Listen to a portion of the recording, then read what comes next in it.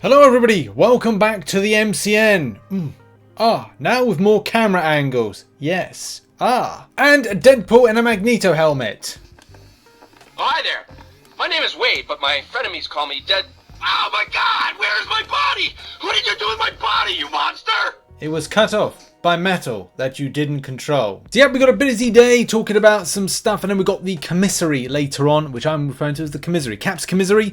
I've got to say commissary, not commissary. I keep saying commissary. I think it's going to be a commissary.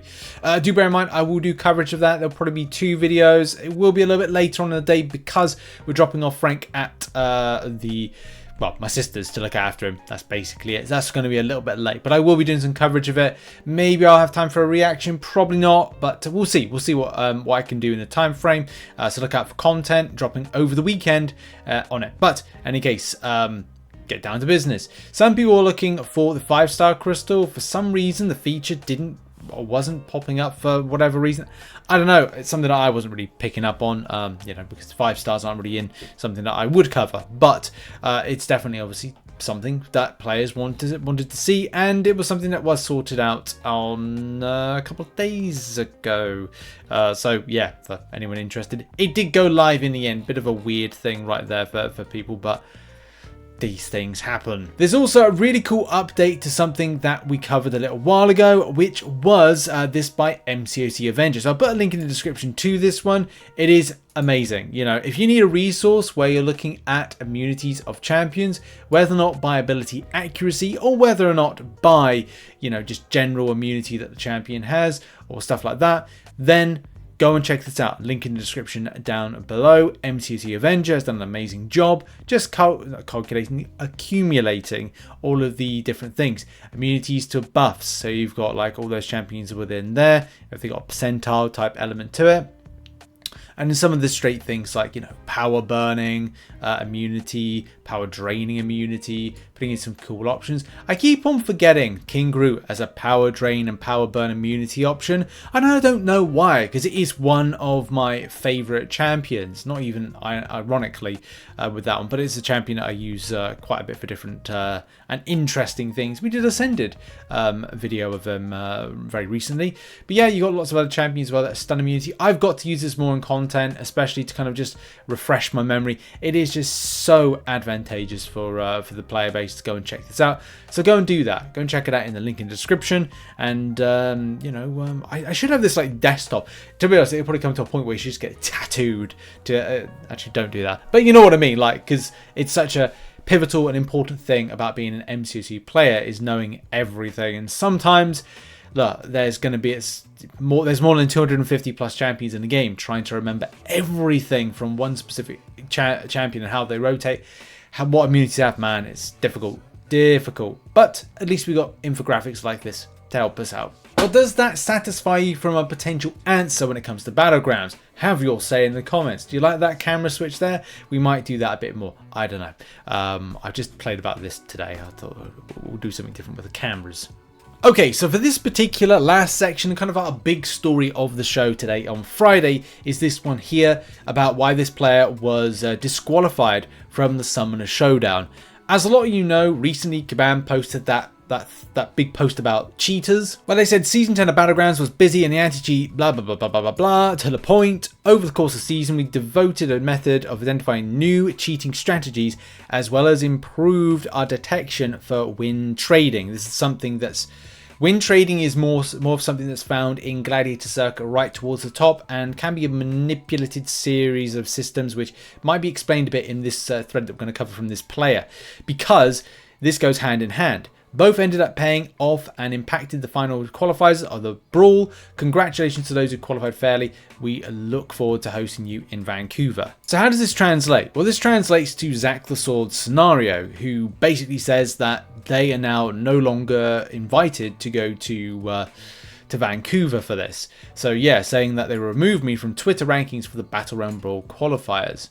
Before anyone goes into the comments, says I'm crying that I was denied or anything. I wasn't planning on going to the Brawl to begin with, and I fully accepted that. I would probably be denied a spot since I have had a ban history strike on my account. However, Kabam in their last post have stated that they have a new win trading detection system since one person was disqualified for modding, 2 for being racist. Most of the high-end players in the community seem to think that I was one disqualified for win trading, which I didn't. Hence why I want to know more about why I was disqualified. Now, I'm always very interested in getting an insight of like what it's like right at the top, the tippity top. And so Zach says that I'd like to also explain some context. If they were true, I was indeed declined for win trading, for I did indeed decline players in the queue while looking for matches. 2 things that readers should note from this: 2 players cannot match each other after already doing so for 60 minutes. Players can only match people 200 points above and below themselves. As I was pushing for 800 points, the disparity between my point 700 plus and the top 20th player in the world, 510 sorry, is massive. This means that most of the time I cannot even match 20 people in game at that point, and of that 20, 10 people in Celestial 4 are not playing on purpose as they do not want to drop or match me, which means I can only match 10 other people who might be sleeping. Because of this, I'm queuing for 15 to 20 hours per day looking for one match to +6 or -23. I'm not looking at my phone while doing so either at work or playing a different game on my computer. As a result, from time to time, I miss matches that I get as I'm not looking at my screen. This happens 6 to 7 times within 10 hours towards the end of the showdown, but more investigation would show that this happens all the time for me too. I'm not declining on purpose. Your matchmaking system just that terrible that I have to wait 15 hours and very likely won't tap the screen in that 10-second window to find a match. I mean, look, on the face of it, that sounds like a perfectly logical assessment. I can't play the game all the time. I'm at work between 8 and 4:30 Monday to Friday, and I probably would have some time, like in the evenings. I hope to in the evenings, but I end up making YouTube videos in the evenings and at the weekends where I'm trying to do the content that I've missed out on doing during the week. So yeah, I kind of I relate to that. But we're going to read on, and Kabam do actually respond to this. Zach says, I hope that if I was indeed DQ'd for win trading, Kabam would read and revise their win trade detection system, or possibly make improvements to queuing system in the future, such as removing the decline button or limiting the decline at once per day. You can misclick that much. In turn, make it that you get a match and run down to 0. It would vibrate your phone and enter the match. Could be a system that could help. Allow people to match more players up and down. Make matchmaking like they're talking about like how to improve that particular situation and system. All disqualified players were given an email to give a reason for our disqualification, but it was so generic and vague that it's left the top community with confusion and speculation on most of the case. This topic is for another discussion, but personally, it doesn't even make sense to me why someone decently known and recognized in this sector of the community would be cheating in a qualifying event that is most definitely going to be scrutinized. And yeah, there is a response. I think it's a very kind of it's not overly rude to Kabam. There's a few questionable elements, but what did Kabam got to say in response? So Kabam say, we are not going to discuss actions, this is going to be a generic line, taken on individual accounts in this forum, nor are we obliged to give you any more information on the terms of service rules and regulations that were broken, resulting in disqualification. We have reserved the right to eliminate players from the Battlerealm Brawl for a reason that we see fit. In the future, if you want to avoid actions being taken on your account or being disqualified from future competitions, please ensure that you are playing by the rules and are not violating our terms of service. I gotta be honest, I think this particular... Look, this is the problem. Taking this at face value. So if you take it at face value, what that means is you're basically looking at this and going, right, well, this is either Kabam no, Kabam bad, or player in the right for this. And it's difficult because there's no just, in the face like proof to say this player was playing badly or this player was playing against the rules, and Kabam's logic for their system to tackle this player.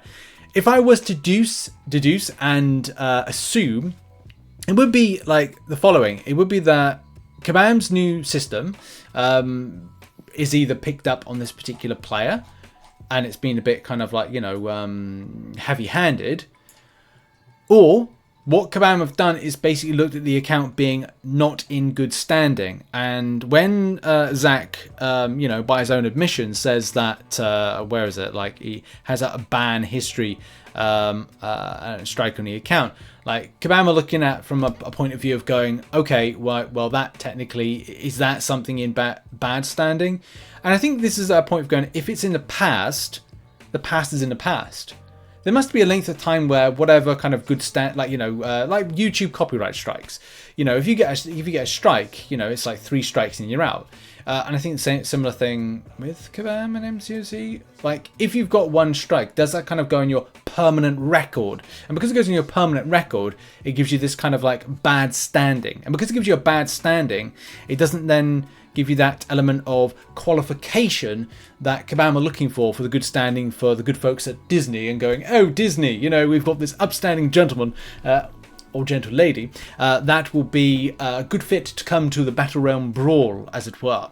And that seems to be, and I would assume that would be the case, because it would just be a bit too much with this new system being put in place, and all of a sudden, oh, by the way, you can't qualify. Either way, we're not getting any kind of answers with this. I don't think I was going into this and reading this thread and covering this because I thought I was going to get an answer. It's just a case of like, it's like a rock and a hard place. When an unstoppable force meets an irremovable object. The unstoppable force is Zach the Sword, who finished very high within the brawl. The unstoppable object is Kabam, who are not budging and basically looking at this and going, well, we've got detection. You may or may not be in good standing because your account got abandoned in the past, and as well the system kind of figures that you're going to be, doing the naughty stuff with the ducking and declining of fighting. Either way, look, it's tough for any player at the top. Like, I don't think I'd be able to get up the top where other people are, like Zach is, and be able to number one, have my phone on for 20 plus hours trying to find a match to try and get above, sustain that top flight position. That's just straight up stress right there. So hats off to everybody that does that. But in any case, I'm going to throw it over to the comment section. What are your thoughts on this particular drama and subject when it comes to this play? Of course, there are other players that have been kicked out for other things, being a bit naughty, being a bit yes. Thoughts on that? Thoughts on this situation? Put it in the comment section down below. Thank you very much for watching. Also, thank you very much to those who support the channel, the unspoken heroes that support with like Twitch Primes and YouTube channel memberships and patrons and stuff like that. Thank you very much for helping out and keeping the channel going. And also check out some other content located on screen right now. And yeah, commissary stuff later on today. We'll be covering it. Cheers. Bye bye.